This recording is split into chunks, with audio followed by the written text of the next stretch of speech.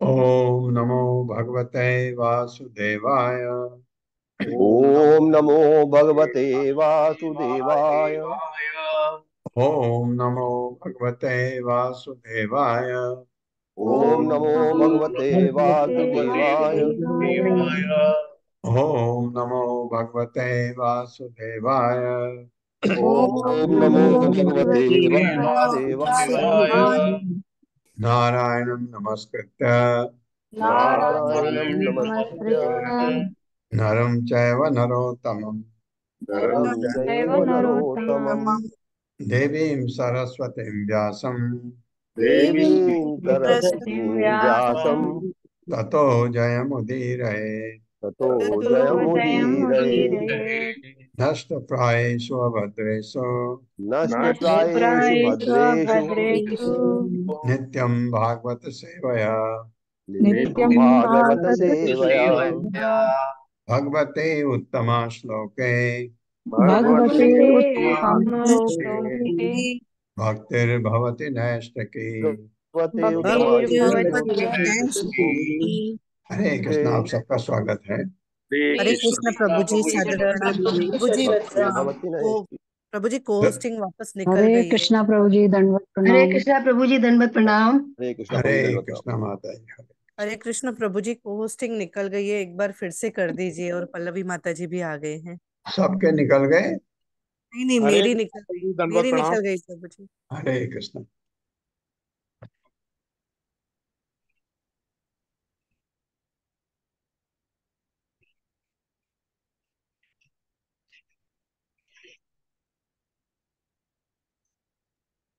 धन्यवाद प्रभु जी। दृष्ट्वा तेषां मितो नृणाम् अवज्ञान आत्मतां नृप त्रेता आदिषु हरे अर्चा क्रियायै कवि भी कृता। मेरे साथ। दृष्ट्वा तेषां मिथो नृणाम् दृष्ट्वा दृष्ट्वा तेषां मिथो तेषां मिथो नृणाम् नृणाम् अवज्ञान आत्मतां नृप अवज्ञानात्मतां नृप। अवज्ञानात्मतां नृप त्रेता आदिषु हरे अर्चा त्रेतादिषु त्रेतादिषु हरेरर्षा हरेरर्च क्रियायै कवि भी कृता। क्रियायै क्रियायै कविभिः कृता। कविभिः कृता। शब्दार्थ है। दृष्टवा देखकर, तेषां ब्राह्मणों तथा वैष्णवों में मिथा पारस्परिक निर्णाम मानव समाज का अवज्ञान आत्मताम परस्पर अनादर पूर्ण व्यवहार अपमान एक दूसरे का, जबकि सत्य युग में नहीं था, त्रेता युग में शुरू हो गया। नृप, हे राजा, राजा युधिष्ठिर को नारद कह रहे हैं, त्रेता आदिशु त्रेता युग तथा अन्यों में हरे भगवान का अर्चा देव पूजा यानी मंदिर में क्रियाएं पूजा विधि चालू करने के लिए कभी भी विद्वान पुरुषों द्वारा कृता किया गया। फिर ऐसा पहले तो ध्यान होता था, कहाँ, सतयुग में। मेरे साथ पढ़िए, हे राजन, हे हे राजन, राजन, जब ऋषियों मुनियों ने देखा कि जब जब ऋषियों ऋषियों मुनियों ने मुनियों ने देखा कि त्रेता युग के प्रारंभ में ही त्रेता त्रेता युग के प्रारंभ में ही परस्पर अनादर पूर्ण व्यवहार चालू हो गया, परस्पर परस्पर अनादर परस्पर पूर्ण व्यवहार अनादरपूर्ण चालू हो गया, व्यवहार आरंभ हो गया, चालू हो गया, तो मंदिर में अर्चा विग्रह की साज सामग्री सहित तो तो तो मंदिर में मंदिर अर्चा मंदिर में विग्रह की का अर्चा साज विग्रह विग्रह की की सामग्री साज साज सहित सामग्री सामग्री सहित सहित पूजा का सूत्रपात हुआ। पूजा का पूजा का सूत्रपात हुआ। शुरुआत हुआ। हुआ। हाँ, तो ये त्रेता युग के शुरू में पहले अर्चा विग्रह की पूजा नहीं थी, ये शुरू हुई। तात्पर्य माता जी। हरे कृष्ण पल्लवी माता जी। हरे कृष्ण माता जी। हरे कृष्ण प्रभु जी। तात्पर्य श्रील प्रभुपाद जी द्वारा श्रील प्रभुपाद जी की। श्रीमद् भागवत में कहा गया है, कृते यद्ध्यायतो विष्णुं त्रेतायां यजतो मुखे द्वापरे परिचर्यायां कलौ तद्हरि कीर्तनात्। सतयुग में विष्णु का ध्यान करने से, त्रेता युग में यज्ञ करने से तथा द्वापर युग में भगवान के चरण कमलों की सेवा करने से जो फल मिलता था, वही कलयुग में हरे कृष्ण महामंत्र के कीर्तन करने मात्र से प्राप्त हो सकता है। सतयुग में हर व्यक्ति आध्यात्मिक रूप से बड़ा चढ़ा होता था और महापुरुषों के मध्य कोई द्वेष नहीं होता था। किंतु धीरे धीरे युग की प्रगति के साथ भौतिक कल्मश के कारण ब्राह्मणों तथा वैष्णवों तक में अनादर पूर्ण व्यवहार प्रकट होने लगा। वस्तुतः प्रगत वैष्णव का आदर विष्णु से भी अधिक होना चाहिए, जैसा कि पद्म पुराण में कहा गया है, आराधना नाम सर्वेशाम विष्णु आराधनम पुरम। समस्त प्रकार के पूजन में से विष्णु पूजन सर्वोपरि है।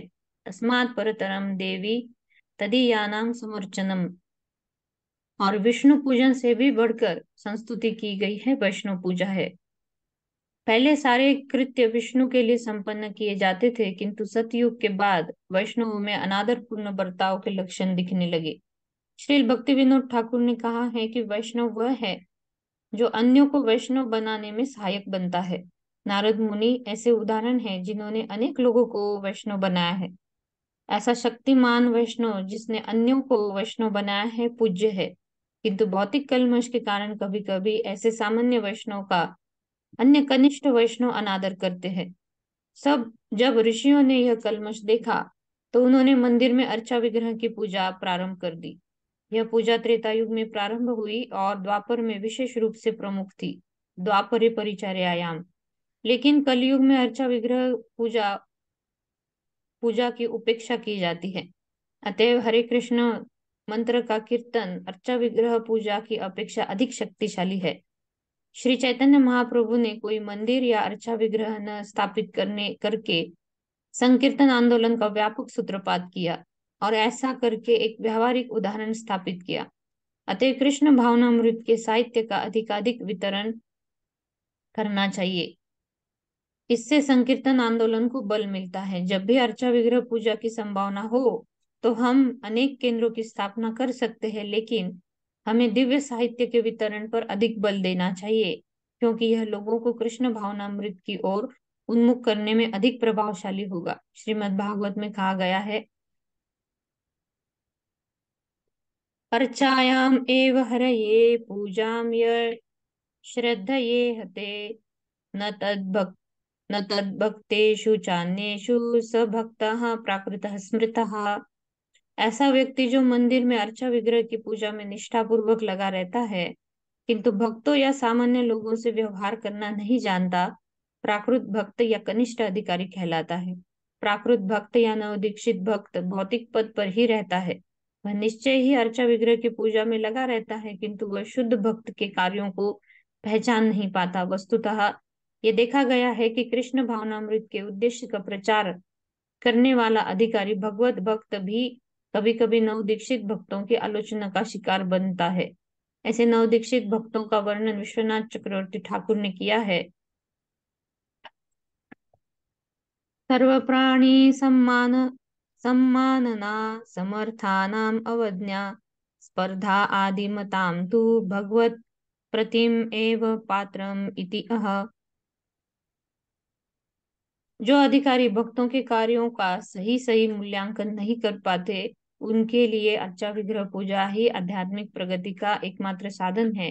चैतन्य चरितामृत में स्पष्ट कहा गया है, कृष्ण शक्ति बिना नहे तार प्रवर्तन। कृष्ण द्वारा अधिकृत हुए बिना कोई समग्र संसार में भगवान के पवित्र नाम का उपदेश नहीं दे सकता। फिर भी जो भक्त ऐसा करता है वह कनिष्ठ अधिकारियों द्वारा आलोचित होता है। उनके लिए अर्चा विग्रह की प्रबल संस्तुति की जाती है।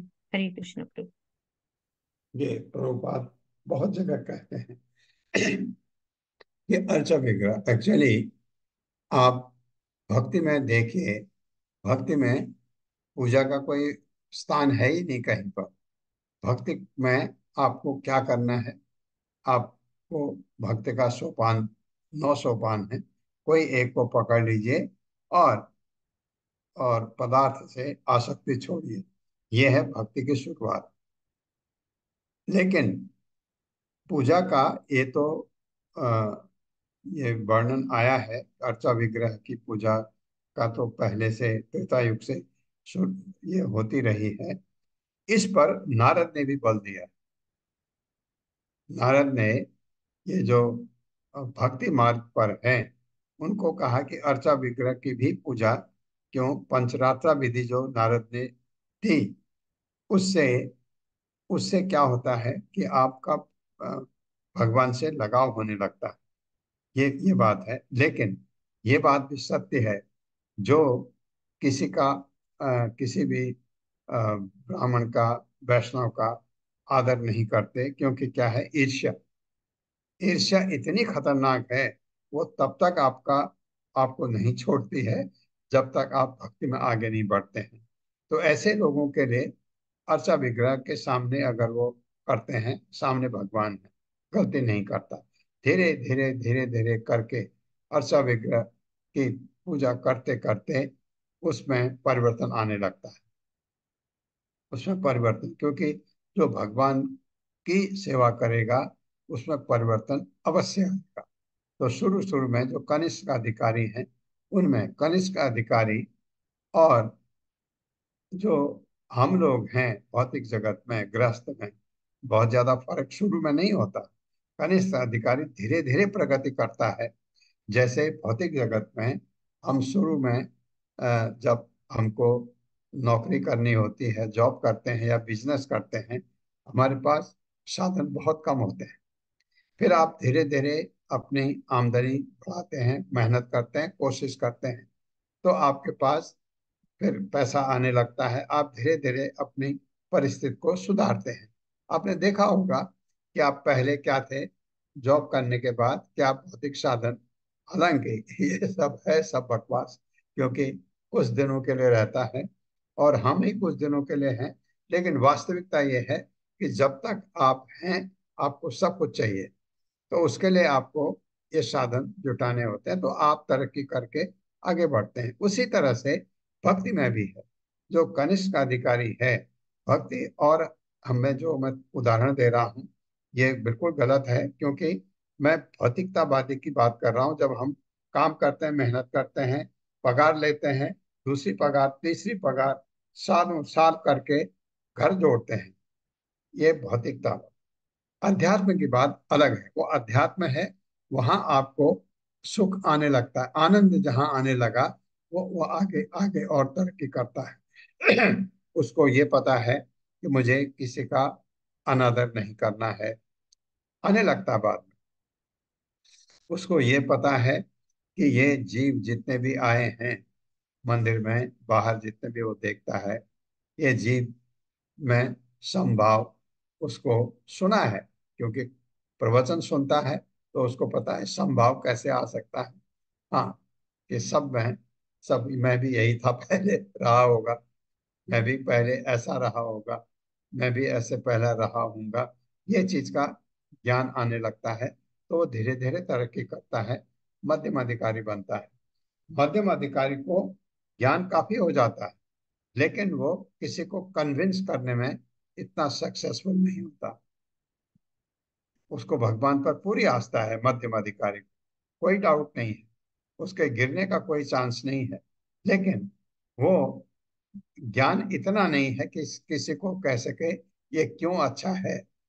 ये उसके लिए उत्तम अधिकारी। मध्यम अधिकारी इसलिए कभी कभी आप उनको आप अगर छेड़ दें तो गुस्सा कर सकते हैं। अगर आप कर दें कि आप ये क्या करते हो, ये क्या करते हो, आप उनका उसका अपमान करें, उसको बुरा लगता है और वो गुस्सा भी कर सकता है मध्यम अधिकारी तक। जब वो वैष्णव बन जाता है उत्तम अधिकारी, फिर वो आप कुछ भी करेंगे वो आपको मुस्कान दे देगा। और किस पर? वो मुस्कान आपकी मूर्खता पर जो आप कर रहे हैं उसमें वो आपको ज्ञान दे सकता है, गुस्सा भी नहीं करेगा। आपने, आपके घर में आया कोई, आपको किसी किसी काम से आपको इनविटेशन देने या आपको ये कहने कि हम ये काम कर रहे हैं, क्या आप इसमें पार्टिसिपेट करेंगे, ये कहने को अगर आपने दरवाजा पटका के उसको कह दिया कि कोई काम नहीं है तुम्हारे पास, ऐसे भी कहते हैं, उसको बुरा नहीं लगता। उसको बुरा नहीं लगता है, क्योंकि ये पूरे सारे 99.9% लोग ऐसे ही हैं, तो बुरा नहीं लगता उसको। और कोई अगर गलत तरह से बात करेगा, वो उसको अच्छी तरह बात करके शांत करा सकता है, क्योंकि उसमें ये शक्ति है। वैष्णव है तो शक्तिशाली होगा। हम अगर जाएं कोई बदतमीजी करे, हमको गुस्सा आ जाएगा। ये बात है।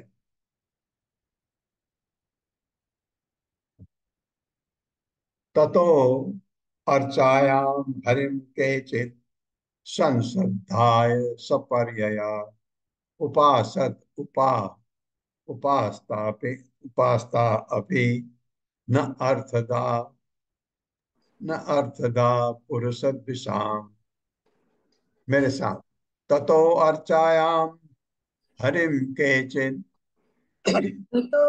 ततोर्चायां हरिं हरिं केचित् केचित् संश्रद्धाय सपर्यया संश्रद्धाय संश्रद्धाय सपर्यया सपर्यया उपासता अपि उपासते उपासतापि उपासतोपास्तापि न अर्थदा पुरुषदृशाम् नार्थदा नार्थदा पुरुषदृशाम्। पुरुषद्वेषाम्। शब्दार्थ है तथा तत्पश्चात अर्चाया अर्चा विग्रह हरिम जो भगवान हैं केचित कोई संश्रद्धा श्रद्धा सहित सपर्यया आवश्यक साथ सामान सहित भगवान है तो उनका श्रृंगार होगा, भगवान का अभिषेक होगा, सब कुछ होगा, साथ सामान सब चाहिए। उपासते पूजा करता है, उपासता अभी यद्यपि श्रद्धा और नियम पर पूजा करते रहते पर भी ना नहीं अर्थदात भावप्रद पुरुष दुषाम भगवान विष्णु तथा उनके भक्तों से ईर्ष्या करने वालों के लिए। मेरे साथ पढ़े, कभी कभी नवदिशिक भक्त कभी कभी कभी कभी भी नवदीक्षित नव दीक्षित भक्त भगवान की पूजा में भगवान की भगवान पूजा भगवान की में पूजा में सारी साज सामग्री अर्पित करता है सारी सारी सामग्री अर्पित सामग्री करता है अर्पित करता है और वास्तव में भगवान की पूजा अर्चा विग्रह के रूप में करता है। और वो और वास्तव में और वह भगवान की वास्तव पूजा में अर्चा भगवान विग्रह की के रूप पूजा में अच्छा करता अर्चा है। विग्रह के रूप में करता करता है। हाँ, बहुत अच्छी तरह। लेकिन लेकिन भगवान लेकिन लेकिन भगवान विष्णु के अधिकृत भक्तों से लेकिन भगवान के भगवान विष्णु विष्णु के के भक्तों अधिकृत से भक्तों से से ईर्ष्यालु होने के कारण ईर्ष्यालु ईर्ष्यालु होने के होने के कारण कारण भगवान उसकी भक्ति से कभी प्रसन्न नहीं होते। भगवान भगवान उस भगवान भक्ति उस से कभी भक्ति से प्रसन्न कभी नहीं होते। प्रसन्न नहीं होते। हाँ, ये ध्यान रखिए, ये हम में भी ये चीज बहुत जरूरी है, क्योंकि हम भगवान की भक्ति भी कर रहे हैं, हरे कृष्ण मंत्र भी जप रहे हैं, और हमको ईर्ष्या है भगवान के भक्तों की है, उनसे तो हम नहीं करते हैं, लेकिन हम ईर्ष्या भौतिक जगत में करते हैं, वो भी खराब है। ईर्ष्या हमको खत्म कर देती है, और जिसके लिए ईर्ष्या कर रहे हो उसको कोई फर्क नहीं, उसको तो पता ही नहीं है कि आप उसके बारे में ऐसा सोचते हो। इसलिए कोशिश करिए अपने अंदर अंदर ईर्ष्या कभी न लाए, खत्म करने की कोशिश करिए, हो जाएगी। हरे कृष्ण महामंत्र जपते जपते। तात्पर्य माता जी। हरे कृष्णा सत्येंद्र प्रभु जी, सत्येंद्र मलिक प्रभु जी। हरे कृष्णा। हरे कृष्णा सावित्री माता जी। हरे कृष्णा माता जी, दंडवत प्रणाम। हरे कृष्णा प्रभु जी, सादर प्रणाम। सभी वैष्णव को दंडवत प्रणाम। तात्पर्य शील प्रभुपाद द्वारा शील प्रभुपाद की जय। अर्चा विग्रह पूजा विशेष रूप से नव दीक्षित भक्तों की शुद्धि के लिए है, किंतु वास्तव में उपदेश देना या प्रचार करना अधिक महत्वपूर्ण है। भगवत गीता में कहा गया है, न च तस्मान मनुष्येषु कश्चिन में प्रिय कृतम कृतमः। यदि कोई भगवान से मान्यता चाहता है तो उसे भगवान की महिमा का प्रचार करना चाहिए। अतएव जो व्यक्ति अर्चा विग्रह की पूजा करता है उसे प्रचारकों का अत्यधिक सम्मान करना चाहिए, अन्यथा केवल अर्चा विग्रह की पूजा करते रहने से वह भक्ति की निम्न अवस्था में पड़ा रहेगा। हरे कृष्ण माता जी, धन्यवाद मौका देने के लिए। हरे कृष्ण प्रभु जी, दंडवत प्रणाम। ये एक चीज बता दूं आपको, अर्चा विग्रह की पूजा करते हुए आपने मंदिरों में देखा होगा इस्कॉन के मंदिर में आपने देखा होगा, कभी कभी उसमें ब्रह्मचारी भी होते हैं जो गिरवे वस्त्र में होते हैं। कभी कभी आपने देखा बहुत सीनियर डिवोटी भी अर्चा विग्रह की पूजा करते हुए दिखते हैं जब आप जाते हैं मंदिर में। ये उनके लिए नहीं है, ये नव दीक्षितों के लिए है, क्योंकि अ, अर्चा विग्रह की पूजा करने के लिए अभी क्या है कि ब्राह्मण दीक्षा का होना बहुत जरूरी है। ब्राह्मण दीक्षा होने तक अब ये चीजें दूर हो जाती हैं। जो ये बात कही कि दूसरे की ईर्ष्या करना है अगर उसमें, तो वो अभी निम्न स्तर पर है, कनिष्ठ अधिकारी है। लेकिन कभी गलती से मत सोचिए ऐसे कि ये जो अभी आरती करा रहे हैं मंदिर में ये कनिष्ठ अधिकारी है, नहीं, वो कभी कभी उत्तम अधिकारी भी होता है। ये वो अंदर की बात है, मैं आपको वैसे बता रहा हूँ ये चीज, मन में ये मत लाइएगा कभी। पुरुषेषु अपि राजेन्द्र सुपात्रं ब्राह्मणं विदुः तपसा विद्यया तुष्ट्या धत्ते वेदम हरे तनुम्। मेरे साथ पढ़े, पुरुषेषु अपि राजेन्द्र पुरुषेष्वपि पुरुषेषु राजेन्द्र अपि राजेन्द्रः सुपात्रं ब्राह्मणं विदुः सुपात्रं सुपात्रं ब्राह्मणं विदुः ब्राह्मणं विदुः तपसा विद्यया तुष्ट्या तपसा तपसा विद्यया विद्यया तुष्ट्या तुष्ट्या धत्ते वेदम हरे तनुम्। धत्ते धत्ते वेदं हरे वेदं हरे तनुम्। तनुम्। शब्दार्थ है, पुरुषेषु पुरुषों में अपि निसंदेह राजा इंद्र, हे नृप श्रेष्ठ, राज इंद्र है नृपश्रेष्ठ यानी युधिष्ठिर।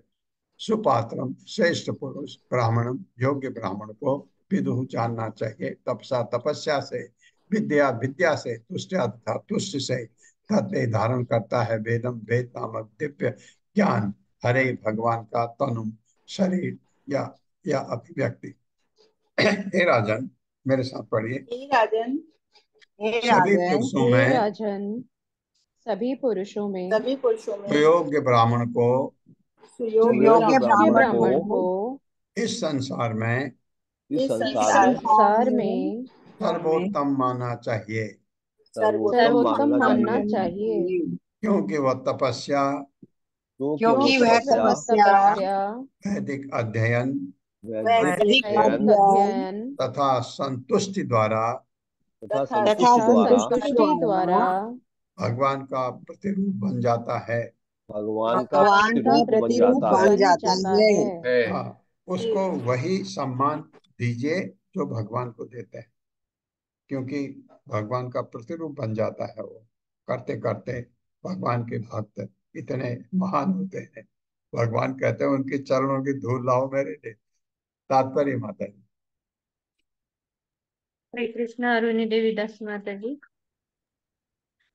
हरे कृष्णा प्रभु जी, दंडवत प्रणाम। हरे कृष्णा सभी को।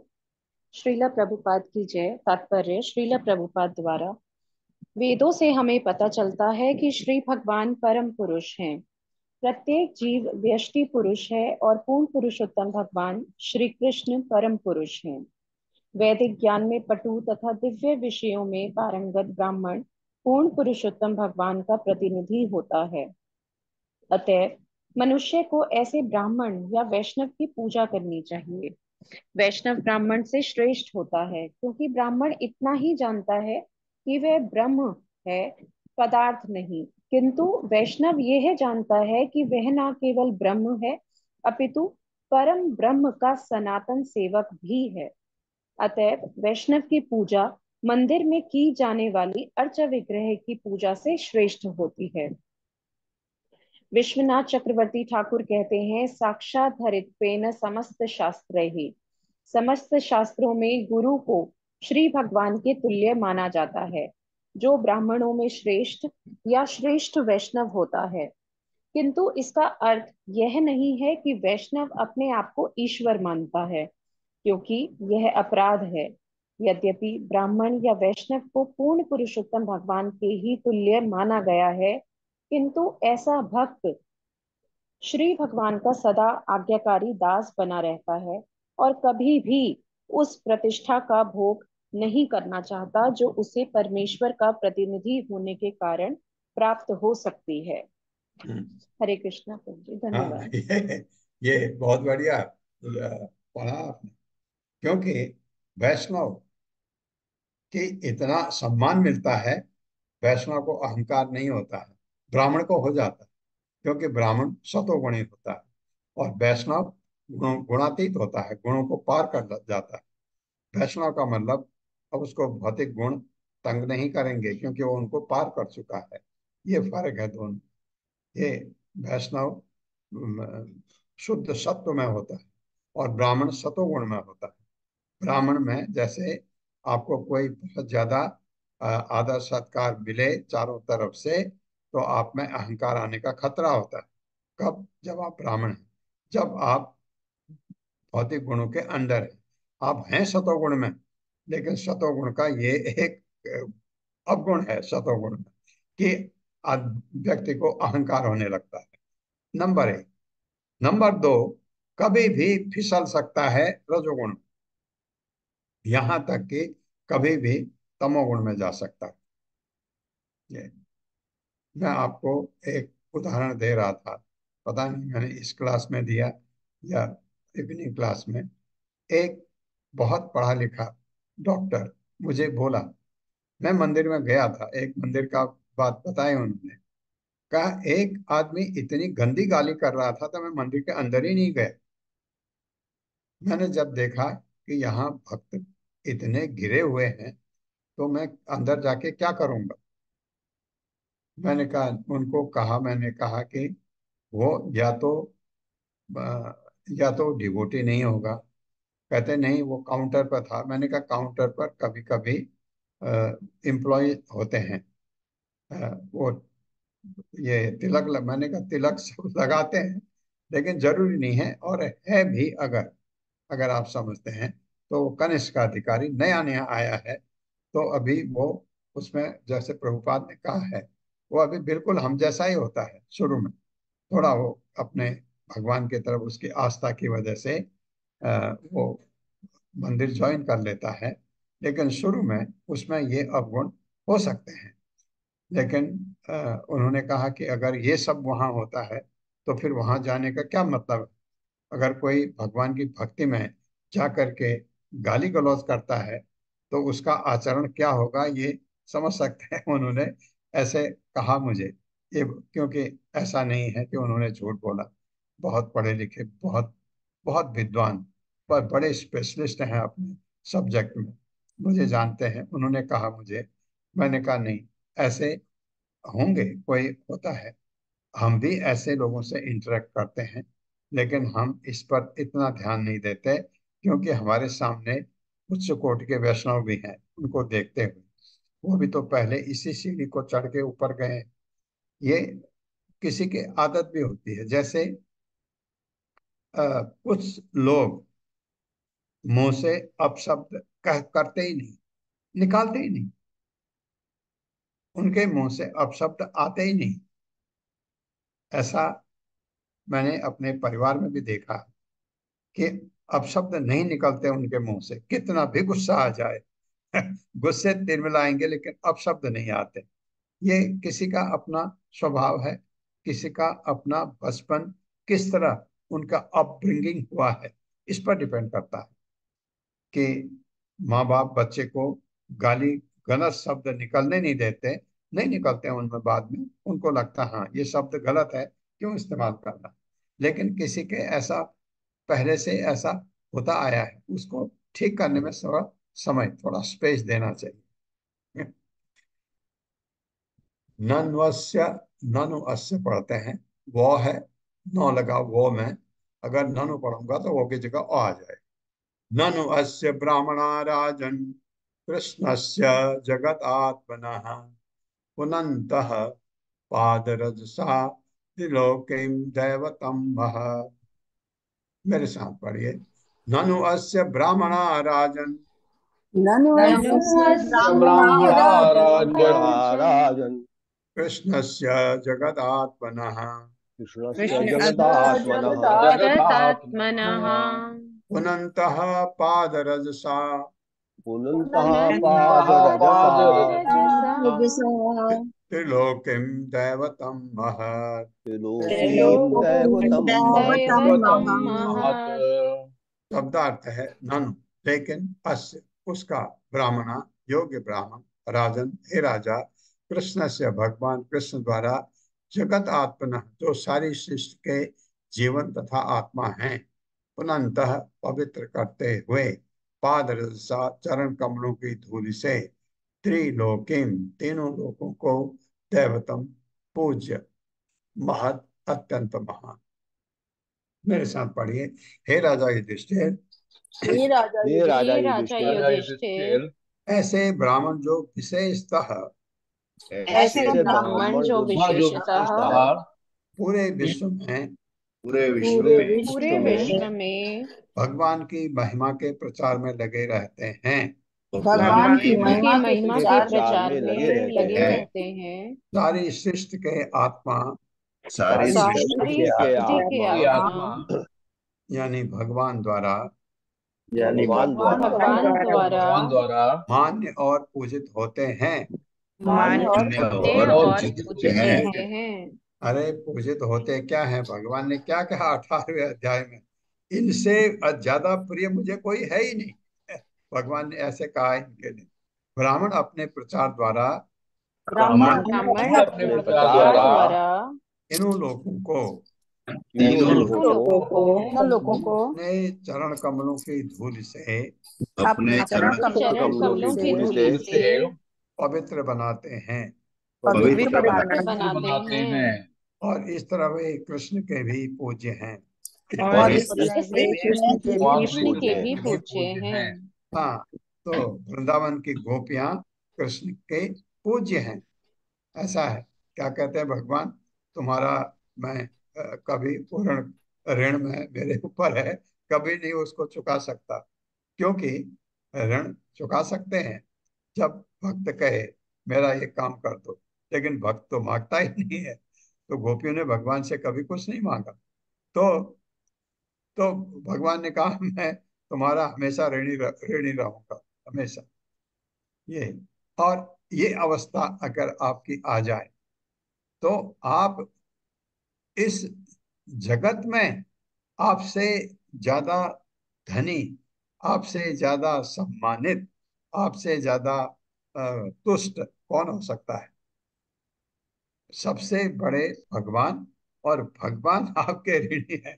बताओ कितने आप भगवान कहते हैं ले वर मांग। ध्रुव महाराज ने कहा नहीं, प्रहलाद महाराज ने कहा नहीं, ये तो बिजनेस हो गया। मैंने आपकी सेवा की और आपसे कुछ मांगू, ये तो बिजनेस हो गया। तो ये बात है। लेकिन भक्त अगर तकलीफ में है भगवान से मांग सकता है। जैसे आपने देखा गजेंद्र ने भगवान से, घड़ियाल ने पैर पकड़ लिया गजेंद्र का। कथा आएगी आगे तो पढ़ेंगे। तात्पर्य माता जी। हरे कृष्णा शैलेश शैलेश भट्ट प्रभु जी। हरे हरे कृष्णा माता जी, हरे कृष्णा प्रभु जी, हरे कृष्णा सभी को। श्रीला प्रभुपाद द्वारा श्रीला प्रभुपाद जी की जय।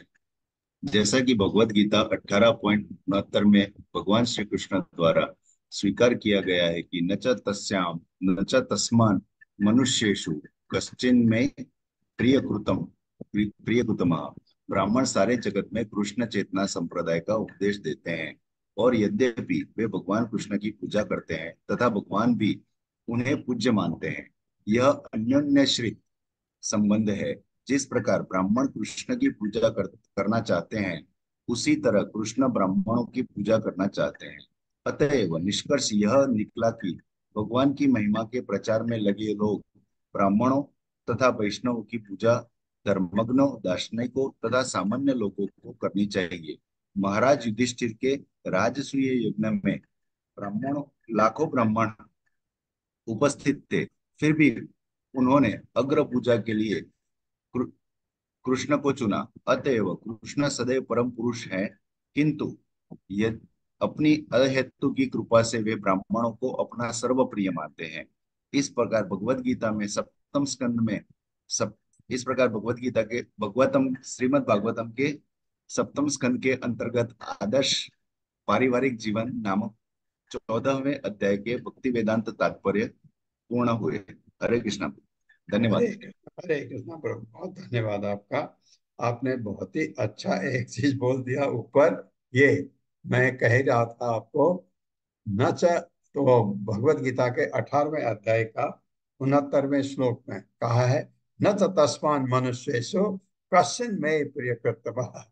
उससे ज्यादा प्रिय मुझे कोई है ही नहीं जो मेरे उपदेशों का प्रचार करता है।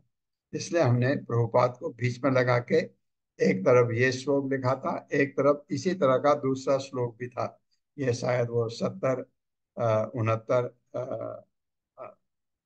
70 या 68, 69, ये ऐसा कोई दो श्लोक है 18वें अध्याय के। एक के बाद दूसरा श्लोक है ऐसा। तो इससे भगवान कहते हैं इससे ज्यादा प्रिय मुझे कोई है ही नहीं। ये अब हम 15वें अध्याय यानी आखिरी आखिरी अध्याय है 7वें स्कंद का। इसमें शुरू करने से पहले हम 7वें स्कंद में हैं, इसलिए 8 श्लोक मेरे साथ पढ़िएगा। ओम नमो भगवते वासुदेवाय। ओम नमो ओम भगवते नमो ओम नमो भगवते वासुदेवाय। वासुदेवाय। जन्माद्यस्य यतोऽन्वयात् जन्माद्यस्य यतोऽन्वयात् अन्वयात् इतरस्तस्य अर्थेषु अभिज्ञस्वराट् इतरतश्चार्थेषु तत्रार्थेषु अभिज्ञास्वराट् अभिज्ञस्वराट् तेने ब्रह्म हृदय आदि कवये तेने तेने ब्रह्म हृदाय ब्रह्महृदाय आदिकवये मुह्यन्ति यत् सूर्यः मुह्यन्ति यत् सूरयः सूर्यः तेजो वारिमृदां यथा विनिमयो तेजो तेजो वारिमृदां यथा विनिमयो यत्र त्रिसर्गो अमृषा यत्र यत्र त्रिसर्गो मृषा त्रिसर्गो मृषः धाम्ना स्वेन सदा निरस्तकुहकम् धाम्ना धाम्ना स्वेन सदा स्वेन सदा निरहस्तकुहकम् निरस्तकुहकम् सत्यं परं धीमहि सत्यं परम सत्यं धीमहि। परमधीमहि। दूसरा श्लोक। धर्मः प्रोजित कैतवो अत्र धर्मः प्रोज्झित धर्मः प्रोज्झित कैर्तवोऽत्र कैतवोऽत्र परमो निर्मत्सराणां सताम् परमो परमो निर्मत्सराणां निर्मत्सराणां सताम्। सताम् वेद्यं वास्तवम् अत्र वस्तु वेद्यं वेद्यं वास्तवमत्र वस्तु वास्तवमत्र वस्तु किवदं तापत्रयोन्मूलनम् शिवदं शिवदं तापतयोन्मूलनम्। तापत्रयोन्मूलनम्। श्रीमद्भागवते महामुनिकृते श्रीमद्भागवते महामुनिकृते किं वा परैरीश्वरः किं वा किं वा परैरीश्वरः परैरीश्वरः सद्यो हृदि अवरुद्धते अत्र सद्यो सद्यो हृदवरुद्धते हृदि अवरुध्यते अत्र कृतिभिः शुश्रूषुभिः तत्क्षणात् कृतिभिः कृतिभिः शुश्रूषुभिः शुश्रूषुभिस्तक्षणात् तत्क्षणात्। तीसरा श्लोक। निगम कल्पतरोर्गलितं फलम् निगम निगम कल्पतरोर्गलितं फलम् कल्पतरोर्गलितं फलम् सुखमुखाद् अमृतदव संयुक्तम् सुखमुखादमृतद्रव संयुतम् शुकमुखादमृतद्रवसंयुतम् पिबध् भागवतं रसमालयम् पिबत पिबत भागवतं भागवतं रसमालयम्। रसमालयम्। मुहुर्हो रसिकाः भुवि भावुकाः मुहुरहो मुहुरहो रसिका भुवि रसिका भुवि भावुकाः। भावुकाः। चौथा। एते चांस कला पुंस एते चांस कलह पुंसः कृष्णः तो भगवान् स्वयं कृष्णस्तु भगवान् कृष्णस्तु स्वयम्। भगवान् स्वयम्। इन्द्रारिव्याकुलं लोकम् इन्द्रारिव्याकुलं इन्द्रारिव्याकुलं लोकम् लोकम् मृडयन्ते युगे युगे। मृडयन्ति युगे मृडयन्ति युगे। युगे। पांचवा। जन्म गुह्यं भगवतो जन्म गुह्यं भगवतो य एतत् प्रियतो नरः य एतत्प्रयतो नरः सायं प्रातः गणन् भक्त्या सायंकालं भक्त्या दुःखग्रामाद् विमुच्यते। दुःखग्रामाद् विमुच्यते। छठा। अहम् एवासम् एवाग्रे अहमेवासमेवाग्रे न अन्यद् यत् सत् असत् परम् नान्याद् यत् सदा सत् परम्। पश्चात् अहं यत् एतत् च पश्चादहं यदेतत् यो यो अवशिष्ये सो अस्मि अहम्। यो वशिष्येत सोऽस्म्यहम्। योऽवशिष्येषोऽस्म्यहम्। सातवां। ऋते अर्थं यत् प्रतीयेत् ऋतेऽर्थं यत् प्रतीयेत न प्रतीयेत् च आत्मनि न प्रतीयेत चात्मनि तद्विद्यात् आत्मनो मायाम् तद्विद्याध्यात्मनो मायाम् यथा भासो यथा तमः। यथा भासो यथा तमः। यथाभासो 8वां, यथा महान्ति भूतानि यथा यथा महान्ति भूतानि भूतेषु उच्च अवचेषु अनु भूतेषु चावचेष्वनु प्रविष्टानि अप्रविष्टानि प्रविष्टाप्रविष्टानि तथा तेषु न तेषु अहम्। तथा तेषु न तेष्वहम्।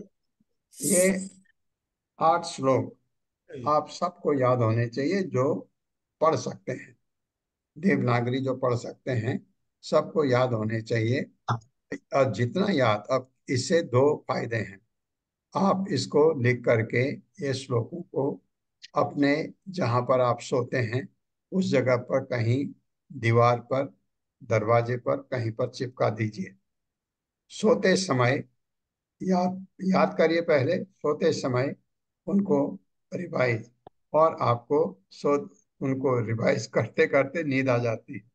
अपना अनुभव बता रहा हूँ। आप, ये बड़ी अच्छी बात है कि आपको नींद आ जाती है और फिर आपको लगता है कि मुझे ये इतने टाइम से याद नहीं हो रहा है। फिर कोशिश करते हैं, फिर कोशिश करते हैं, फिर कोशिश करते हैं। आपके दिमाग में जोर पड़ता है तो आपको भूलने की आदत कम हो जाती है, याद करने की आदत पड़ना। क्योंकि लेट एज में मैं महसूस करता हूँ, मैं जब छोटा था 2-3 बार पढ़ के मुझे श्लोक याद हो जाता था कोई भी। तब तो इतने श्लोक थे भी नहीं पढ़ने के लिए। मैं 6ठी-7वीं में जब पढ़ता था। अभी एक श्लोक याद करने में मुझे बहुत समय लगता है। अगर मुझे याद करना पड़े, जैसे ये श्लोक मैं जो आपको सुनाता हूँ मुझे याद है, आपसे कहता हूँ तो मुझे याद होना चाहिए पहले, तभी मैं आपको कह सकता हूँ कि आपको ये श्लोक याद होना चाहिए। ये एक तो सबसे बड़ी बात, भागवतम के श्लोक याद होना। आपके मुंह से अगर ये शब्द निकले, आपकी जिह्वा शुद्ध हो जाती है, आपका ये जीवन सफल हो जाता है कि आप भागवतम के श्लोक पढ़ते हैं। ये, और इसका लिख करके इसके अर्थ, जब ये आए हैं हमने अर्थ आपको बताए इनके अर्थ क्या हैं। लेकिन जब हम 8वें स्कंद में जाएंगे तो उस दिन आप लोग, क्योंकि उस दिन 9वां श्लोक भी आएगा। कौन सा आएगा? वो चतुश्लोकी का आखिरी श्लोक, दूसरे अध्याय के दूसरे स्कंद के 9वें अध्याय का मेरे ख्याल से 36वां श्लोक होगा। ये हमारे को होस्ट आपको शेयर भी किए हैं पहले, अभी भी कर देंगे। और इनके अर्थ अब क्या करेंगे, उस दिन हम 9 जने एक श्लोक, एक एक श्लोक पढ़ेंगे, एक श्लोक पढ़ेंगे, उसका अर्थ भी बताएंगे ताकि आपको याद हो जाए। एक माता जी ने एक बार पूछा था, ये आप पढ़ते हो इसका मतलब क्या है? पढ़ा, उन्होंने ये पूछा जबकि वो इसको सुन चुकी थी पहले। क्यों? क्योंकि मन नहीं है, ध्यान से नहीं सुनते। अगर आप ध्यान से सुनेंगे, अहम एवासम एवाग्रे, आपको पता होना चाहिए इसका अर्थ क्या है। आपने, हाँ, मैं जैसे अभी पढ़ा, आपने मेरे साथ पढ़ लिया, हो गया। नहीं हुआ, आपको याद होना चाहिए, आपको ये भी पता होना चाहिए इसका अर्थ क्या है। तब तभी आपको आनंद आएगा उसको पढ़ने में। ये आपने करना है। और हम जब 8वें स्कंद में जाएंगे तब मैं आप लोगों से एक एक श्लोक, ये भाषा माता जी आपको देंगी, कौन श्लोक किसने पढ़ना है उसका अर्थ भी आपको पढ़ना होगा अपने। ये बाद में आएगा, अभी तो ये इसमें काफी श्लोक हैं ये 15वें अध्याय में। तो स्वागत है आप सबका 15वें अध्याय में। और जो इस 7वें स्कंद का आखिरी अध्याय है, सुसंस्कृत मनुष्यों के लिए उपदेश। जो सिविलाइज, हम अपने को सिविलाइज समझते हैं, तो हमारे लिए उपदेश है नारद के द्वारा, महान भगवान के महान भक्त नारद ऋषि। पढ़वाइए माता जी। श्री कृष्णा। सुशील गुप्ता प्रभु जी। हरे कृष्णा माता जी, प्रभु जी दंडवत प्रणाम। श्रील प्रभुपाद की जय। अध्याय 15 सुसंकृत मनुष्यों के लिए उपदेश। 15वें अध्याय का सारांश इस प्रकार है। पिछले अध्याय में नारद मुनि ने समाज में ब्राह्मण की महत्ता सिद्ध की।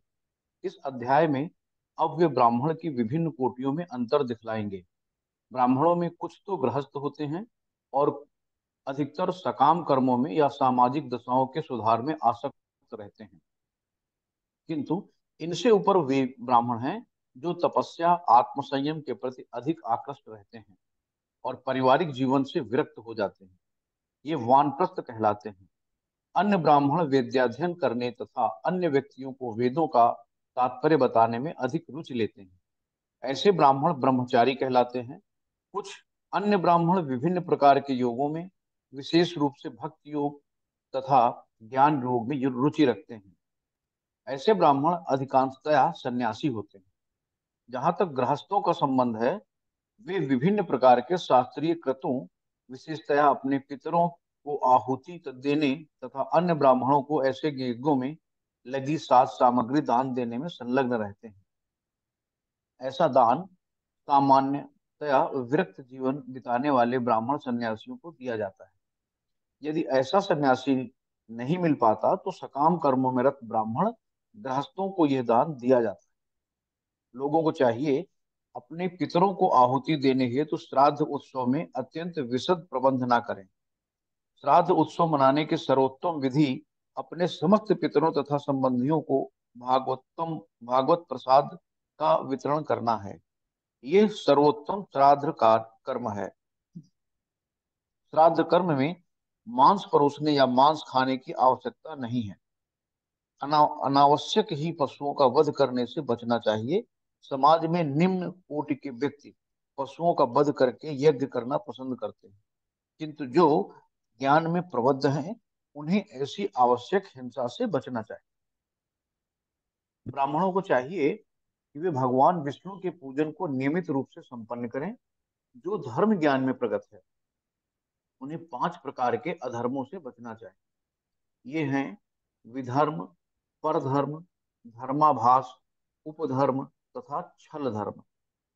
मनुष्य को धर्म के उन सिद्धांतों के अनुसार कार्य करना चाहिए जो उनकी प्रकृति के अनुरूप हो। ऐसा नहीं कि सभी जन एक ही प्रकार के धर्म में दृढ़ बने रहें। सामान्य नियम यह है कि गरीब व्यक्ति व्यर्थ ही आर्थिक विकास हेतु प्रयास ना करे। जो ऐसे प्रयासों से बचता है किंतु भक्ति में लगता है वो अत्यंत पुण्यात्मा है।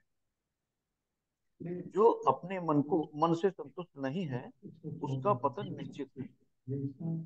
मनुष्य को काम, क्रोध, लोभ, भय, शोक, मोह, त्रास, भौतिक विषयों पर व्यर्थ बातें, हिंसा, भौतिक संसार के 4 क्लेश तथा तीनों भौतिक गुणों को जीतना चाहिए।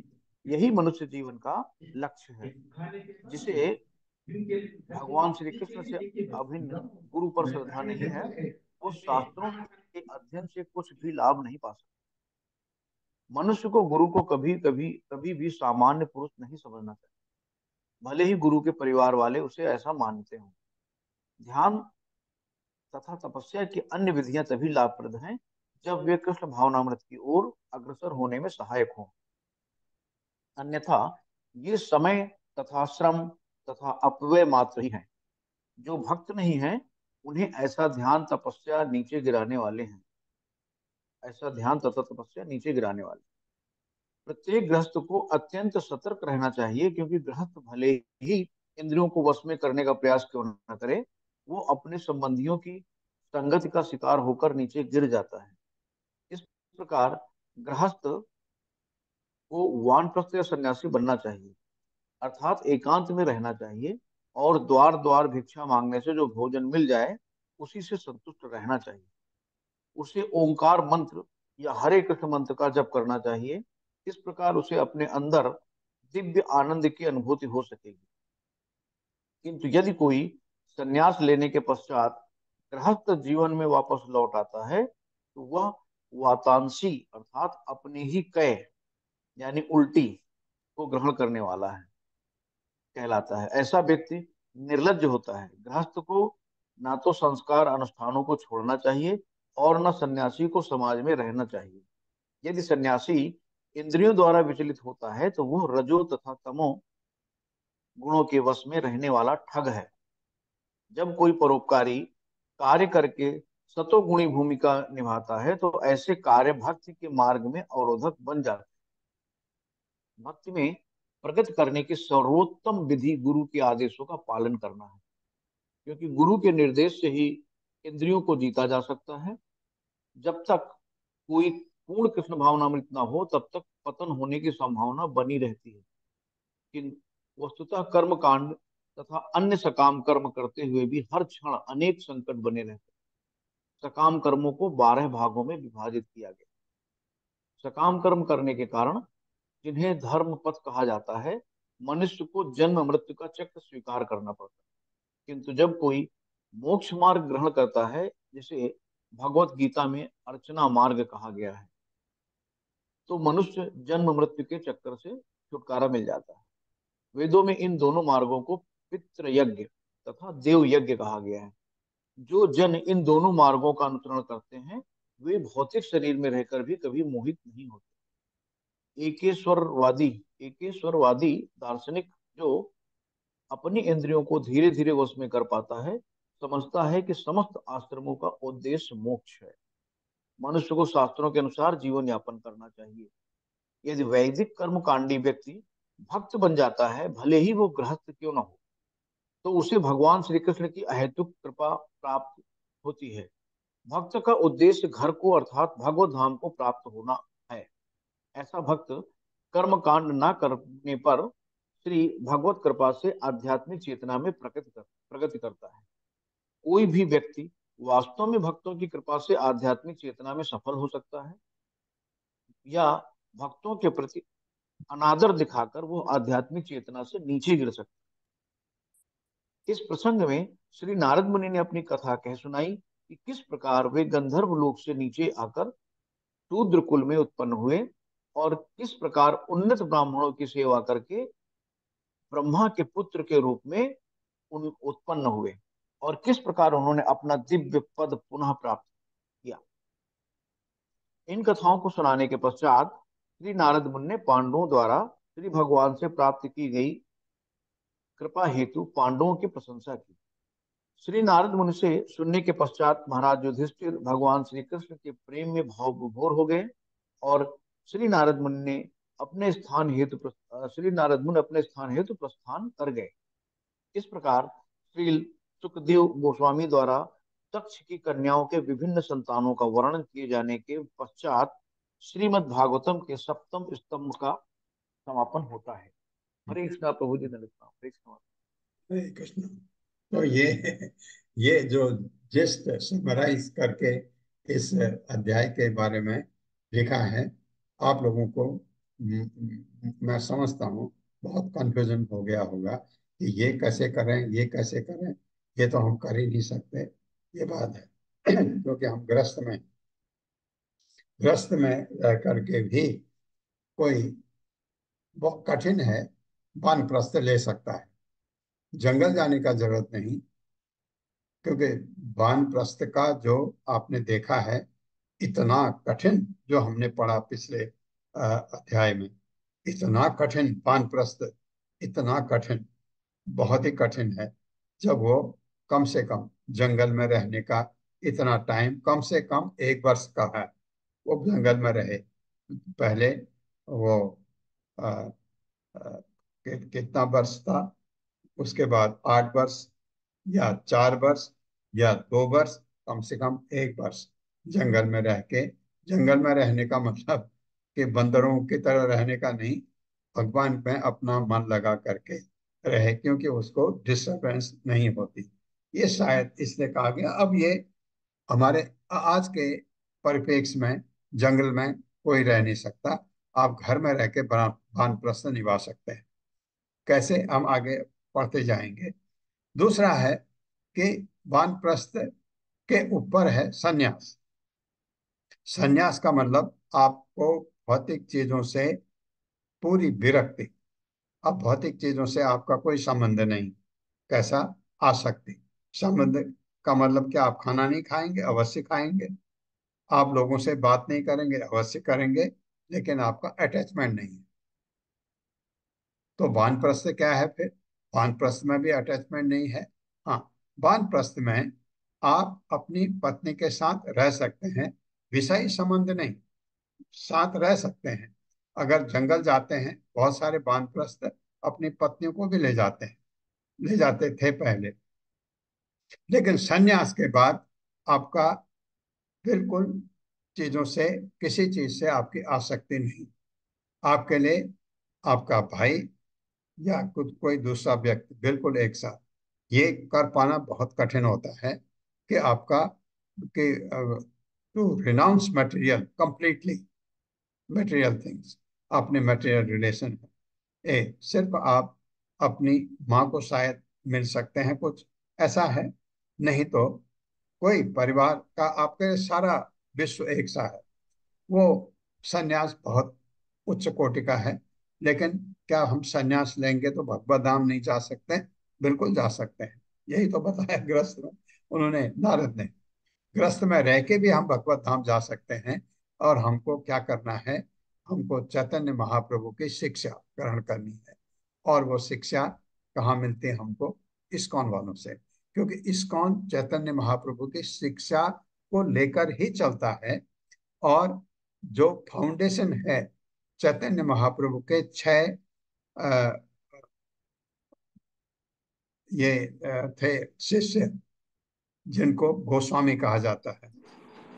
गो का मतलब होता है इंद्रियां, स्वामी का मतलब उनका स्वामी, जिसके इंद्रियां बस में है, उसको गोस्वामी कहते हैं। 6 गोस्वामी वृंदावन भेजे थे चैतन्य महाप्रभु ने। उन्होंने पूरी फाउंडेशन बनाई चैतन्य महाप्रभु की शिक्षा की। उसको लेते हुए इस्कॉन आगे बढ़ता है। प्रभुपाद ने वही किया है। प्रभुपाद इस्कॉन के फाउंडर आचार्य हैं, गौड़िया मठ के थे, उन्होंने ये काम किया। तो ये इसलिए आज हमको ये चिंता नहीं है हम कैसे करेंगे, क्योंकि जो चैतन्य महाप्रभु ने, या जो कहें हम अ,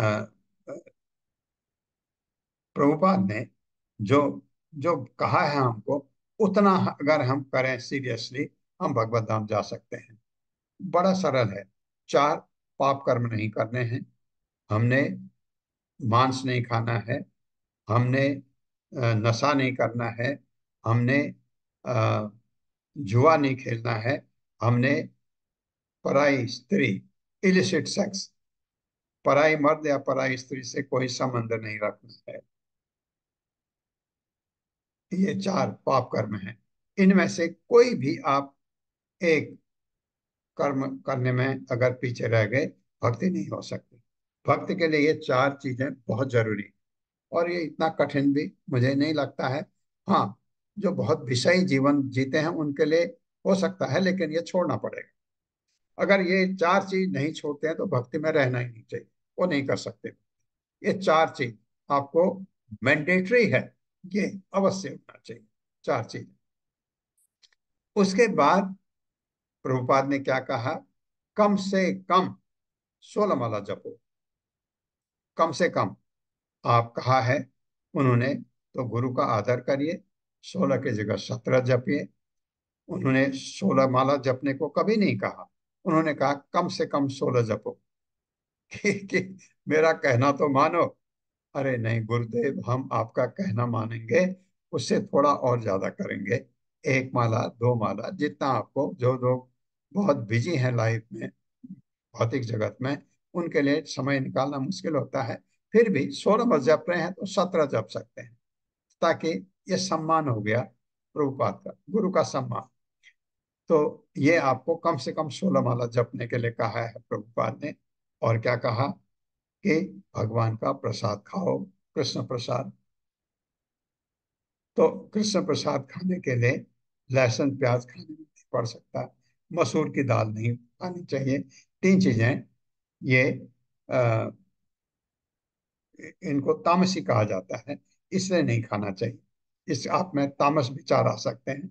इन चीजों का परित्याग। जब घर में लहसुन प्याज और मसूर की दाल नहीं यूज होती है, तो जो खाना बनता है वो भगवान को अर्पित किया जा सकता है। लेकिन बनाने वाला 16 माला जपने वाला होना चाहिए, क्योंकि 16 माला जपने का कारण उसका आप धीरे धीरे आपको पता लगेगा ये कंडीशन क्यों है। तो वो बना सकते हैं, भगवान को भोग लग सकता है, और भगवान को भोग लगने के बाद वो भोग आपने जैसे भगवान को थोड़ा सा चावल दिया, दाल दिया, सब्जी दी, जो जो चीज बनाई है आपने घर में अर्पित किया, उसके बाद उनको उन चीजों में मिला दीजिए, वो सारा प्रसाद हो गया, सारा परिवार उसको खा सकता है। ये कहा है प्रभुपाद ने। और और जब हम कहते हैं नशा नहीं करना, तो उसमें चाय कॉफी भी आती है। चाय कॉफी में कैफीन होता है, वो नशा आपने महसूस किया होगा। जब बहुत थक के आते हैं, अगर एक कप कॉफी आपने पी ली, आपकी थकान खत्म हो जाती है। क्यों? क्योंकि कैफीन ब्लड में चला जाता है। तो एक ढंग से आपका उसके ऊपर डिपेंडेंस हो जाती है। तो ये भी मना है। ये हम शुरू में अगर नहीं छूटता, किसी से जोर नहीं देते, धीरे धीरे आप माला जपेंगे, ये अपने आप ही छूट जाता है। ये ये अगर हम इतना करते हैं, और ये करने में कोई दिक्कत नहीं है। मैंने देखा एक चीज में दिक्कत आती है, जहां हम पिछड़ जाते हैं। कहां पर? जहां पर हमको माला जपनी है, माला जपने में हरे कृष्ण कृष्ण कृष्ण हरे हरे, हरे राम राम राम हरे, शुद्ध जपना है पूरे शब्दों को पूरी तरह। हरे कृष्ण कृष्ण कृष्ण हरे हरे मैं करूंगा तो कृष्ण पूरा आना चाहिए। तेज जप सकते हैं आप। कुछ लोग इतना तेज जपते हैं। हमारे इवनिंग क्लास में एक माता जी हैं, वो इतना तेज और बहुत शुद्ध, वो 6 मिनट में माला, 5 या 6 मिनट में माला जप लेती, जबकि साधारणतया आप लोगों को 8 मिनट लगेंगे, मुझे 10 मिनट लगते हैं, क्योंकि मैं थोड़ा अब वृद्ध हो गया, मुझे थोड़ा मैं स्लो हो गया। पहले मैं भी 7 मिनट 8 मिनट में माला जप लेता था, अभी मुझे 10 मिनट लग जाते हैं। कभी कभी 11 12 भी लग सकते हैं, अगर आप और स्लो हो गए जपने में। तो अ, ये माला जब जपते हैं, तो माला एक तो शुद्ध जपना, एक दूसरा, माला जपते समय मन मन माला में होना चाहिए। अब वो बहुत कठिन होता है। शुरू में आपका मन 20% माला में, 80% बाहर होगा। धीरे धीरे अभ्यास करते करते आप उसको वापस लाइए। अभ्यास करते करते अभ्यासेन तो कौन्तेय वैराग्येण च गृह्यते। भगवान को अर्जुन ने कहा है तो मन तो कंट्रोल होता ही नहीं। भगवान ने कहा हाँ कठिन अवश्य है, लेकिन हो सकता है उचित अभ्यास से। और वैराग्य, वैराग्य का मतलब चीजों से इतना लगाव नहीं। चीजों से, चीजें आप इस्तेमाल करते हैं, भौतिक जीवन है हमारा, गृहस्थ में है, सब चीज हमको चाहिए, लेकिन उनसे लगाव नहीं। धीरे धीरे, एकदम नहीं होगा। इसीलिए जो